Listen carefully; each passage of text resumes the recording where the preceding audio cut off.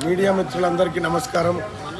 ఇవాళ BRS party ముఖ్యంగా KT Ramarao మొత్తం నైతిక విలువలు మర్చిపోయి దిగజారిపోయి సోషల్ మీడియాలో తప్పుడు ప్రచారాలు తప్పుడు వీడియోలు సృష్టిస్తూ అటు దూరదర్శన్ లోగోలను మార్ఫింగ్ చేసి ఆర్టీసీ లోగోలను మార్ఫింగ్ చేసి మొత్తం తెలంగాణ రాష్ట్రంలో అత్యంత క్రూరమైన నీతి దిగజారిపోయి మన కల్వకుంట్ల తారక రామారావు అండ్ బీఆర్ఎస్లోని కొంతమంది సోషల్ మీడియాలో పనిచేస్తున్నటువంటి వ్యక్తులు వ్యవహరిస్తూ ఉన్నారు.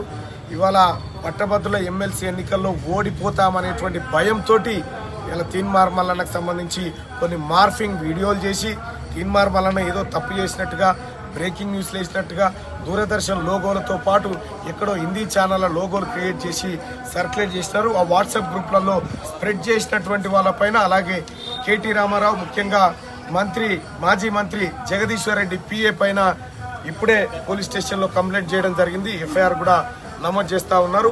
ఇంకా ఎవరెవరు ఇవి వాట్సాప్లో సర్క్యులేట్ చేస్తూ ఉన్నారో వాళ్ళందరిపైన కంప్లైంట్ చేయబోతా ఉన్నాం. ఫేక్ వీడియోలను ప్రచారం చేసినటువంటి వాళ్ళపైన ఖచ్చితంగా చట్టపరంగా చర్యలు తీసుకుంటా ఉన్నాం. ఇంకా అలాగే కాదు, నిన్న మొన్నటి వరకంటే నేను ఎలక్షన్ బిజీలో ఉన్నా, ఇక ఇప్పటి నుంచి ఎవరెవరు ఎలాంటి ఫేక్ వీడియోలు తయారు చేశారో వాటన్నిటిని వెలికి తీసి వాటి ద్వారా పోలీస్ కంప్లైంట్ చేయబోతా ఉన్నాం. ఇవాళ కేటీ రామారావు అండ్ మాజీ మంత్రి జగదీశ్వర్ రెడ్డి పిఏ పైన ఎఫ్ఐఆర్ నమోదు చేయమని చెప్పి కంప్లైంట్ ఇవ్వడం జరిగింది. అలాగే డీజీపీ గారు కూడా కంప్లైంట్ పంపించడం జరుగుతుంది.